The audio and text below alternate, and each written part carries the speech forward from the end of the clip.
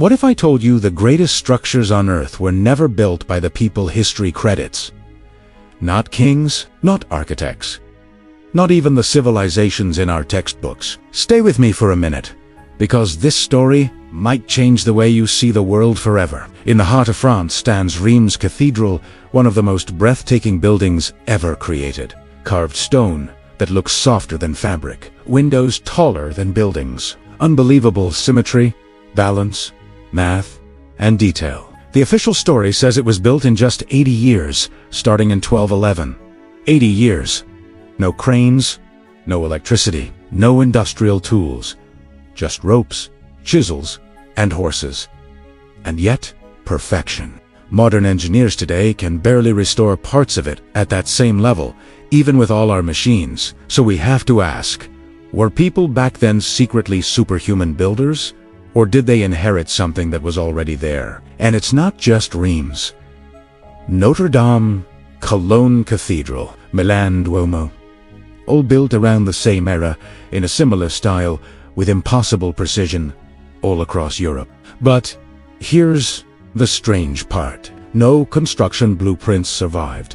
No detailed engineering records, no evidence of a supply chain to move millions of tons of stone, no worker cities nearby to support these massive labor forces. It's like these megastructures appeared without an instruction manual. Even more shocking, most of these cathedrals were supposedly built to replace older churches that conveniently burned down right before reconstruction. Fire after fire, reset after reset, almost like history hit, delete, and then rewrite. Then we hear about the master architects, the brilliant minds who supposedly designed it all. Names like Jean d'Orbay or Villard de Haas, men described as legendary geniuses. But here's the problem. Where are their sketches? Their detailed plans, their schools, their notebooks, their calculations, their biographies seem to appear out of nowhere. No training records, it almost feels like they weren't discovered in history. They were inserted into it. Like placeholders to answer questions no one was supposed to ask. Now let's take this further. When researchers model population growth backward using modern math, something strange happens. The numbers shrink drastically the further back you go, far smaller than what would be needed to support massive kingdoms. Constant wars, plague recoveries, and simultaneous cathedral construction across the continent. The math doesn't collapse because the math is wrong. The math collapses because our timeline assumptions might be incomplete. So there are only two possibilities. Medieval civilizations were secretly far more advanced than we are told, or these cathedrals were not constructed by that civilization. They were inherited by it. Not a beginning, but a leftover. And the strangest clues don't come from dusty books, but from old photographs. Real 1800s photos, not paintings, showing giant cathedrals already standing, already ancient, already weathered, surrounded by horse carts, mud roads, and people who look like they belong to a completely different era. It doesn't look like they're building these monuments.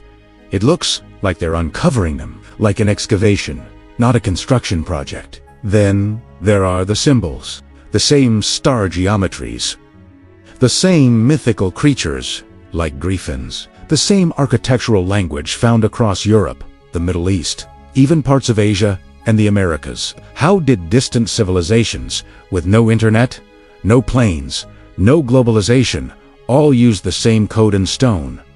That's not a coincidence. That's a connection. Maybe these cathedrals weren't built by separate kingdoms. Maybe they were fragments of something much older, a civilization so advanced, so organized, so artistically unified that its structures now sit mislabeled in our history books. A civilization we don't remember, not because it didn't exist, but because no one was left to tell its story. Imagine this, thousands of years from now, all that remains of us are a few skyscrapers covered in sand. Future historians dig them up and say, primitive humans must have built these by hand.